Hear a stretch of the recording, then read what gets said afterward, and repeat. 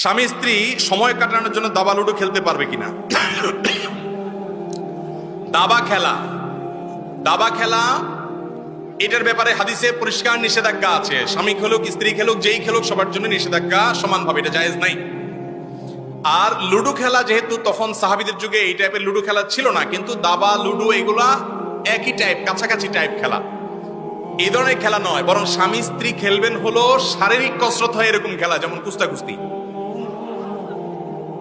কুস্তির কথার কথা বললাম, কুস্তি না, মানে শারীরিক ব্যায়াম হয় সেরকম খেলা। আমাদের প্রিয় নবী সাল্লাল্লাহু আলাইহি সাল্লাম আম্মাজান আয়েশা রাদিয়াল্লাহু আনহার সাথে দৌড়াদৌড়ির প্রতিযোগিতা দিয়েছেন। দৌড়াদৌড়ি, নবীজির শরীরে 40 জন জান্নাতি যুবকের শক্তি ছিল, তিনি অনেক শক্তিশালী মানুষ ছিলেন।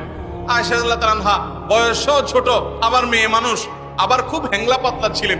ইফকের ঘটনায় হাদিসের বিবরণ আছে যে তিনি যখন পালকিতে উঠে বসতেন তখনও পালকির যা ভার হতো, তিনি যখন পালকিতে না বসতেন তখনও একই ভার হইতো, মানে এত পাতলা ছিলেন। তাহলে একে তো হ্যাংলা পাতলা, আবার বয়সে ছোট, আবার মহিলা মানুষ, আর নবীজি সাল্লাল্লাহু আলাইহি ওয়াসাল্লাম বয়সে বড়, সুঠাম এবং শক্তিশালী মানুষ, আল্লাহ প্রদত্ত বিশেষ পাওয়ার আছে। এই মানুষটার সাথে দৌড় প্রতিযোগিতা দিয়েছেন নবী করিম সাল্লাল্লাহু আলাইহি ওয়াসাল্লাম। সুবহানাল্লাহ। স্ত্রীর সাথে কি প্রতিযোগিতা? দৌড় প্রতিযোগিতা। তো দৌড় প্রতিযোগিতা খুব স্বাভাবিকভাবে আয়েশা রাদিয়াল্লাহু আনহা হেরে গেছে, কারণ উনি তো রাসূলুল্লাহর সাথে পারার কথা না, রাসূলুল্লাহ জিতে গেছে। এখন জিতে গেলে মহিলারা সাধারণত একটু কি হয়,